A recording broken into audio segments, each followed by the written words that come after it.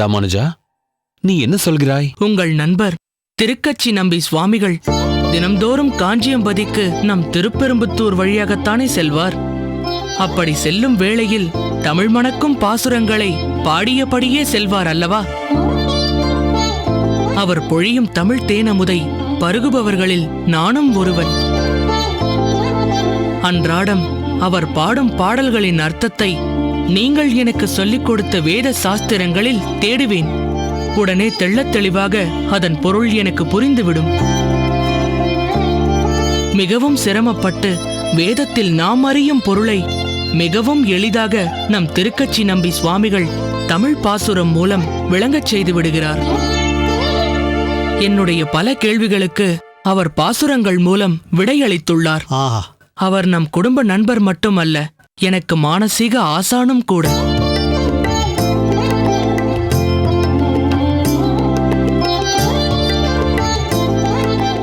ஆஹா, அற்புதம்! ஒரு பாகவதோத்தமரின் சங்கம் எவ்வளவு உயர்ந்தது பார்த்தீர்களா சோமயாஜி? உண்மைதான். தாங்கள் மோர் பருகுங்கள். சரி ராமானுஜா, நீ வேறு ஏதாவது வேலைகளை கவனி. நான் இவருடன் உரையாடிவிட்டு பிறகு உனக்கு கல்வி போதிக்கிறேன். சரி அப்பா.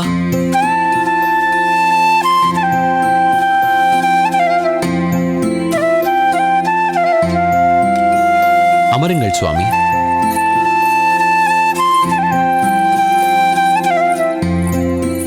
சோமயாஜி, தாங்கள் ராமானுஜருக்கு எத்தனை நாட்களாக வேத பாடம் கற்பித்துக் கொண்டிருக்கிறீர்கள்? நடுவில் பல மாதங்கள் இடைவெளி ஏற்பட்டுவிட்டது. இன்றுதான் மறுபடியும் நான் பாடத்தை தொடங்கினேன். சரி, தங்கள் பாடசாலை பணி நன்கு நடந்து கொண்டிருக்கிறதா?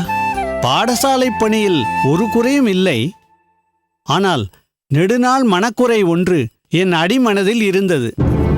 அது இன்று தீர்ந்துவிடும் என்று தோன்றுகிறது. அது என்ன சுவாமி? உங்களுக்கு போய் மனக்குறையா? வேதாந்த சாரம், புராண இதிகாசங்களில் அசாத்தியமான நிபுணத்துவம், அவற்றை பல பேருக்கு எளிதாக கற்பிக்கும் திறமை என்று அனைத்தையும் தாங்கள் கைவரப் பெற்றவர். அப்படி இருக்கும்போது தங்கள் மனதில் உள்ள தேவை என்ன மயூரவண்ணனே? இருக்கிறது சோமயாஜி, இருக்கிறது. எனக்கு தேவையான பொக்கிஷம் ஒன்று உம்மிடம் இருக்கிறது. அதை அடியேனுக்கு கொடுத்தருள வேண்டும். பொக்கிஷமா? என்னிடத்திலா? புரியவில்லையே. நான் சுற்றி வளைத்து பேச விரும்பவில்லை. நேரடியாகவே தங்களிடம் கேட்டு விடுகிறேன்.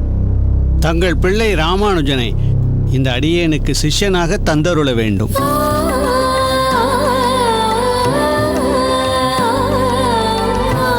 செய்வீர்களா? மயூரவண்ணனே, என்ன கேள்வி இது? கரும்பு தின்ன கூலியா? நானே ராமானுஜனை யாரிடமாவது மேற்படி கல்வி கற்க அனுப்ப வேண்டுமென்று எண்ணியிருந்தேன். அப்போதுதான் அவனுக்கு ஞானமும் உயர்வும் இன்னும் மேலோங்கும். அதற்கு தகுந்தாற்போல் நீங்கள் கேட்பது பழம் நழுவி பாலில் விழுந்ததாகவே நான் கருதுகிறேன்.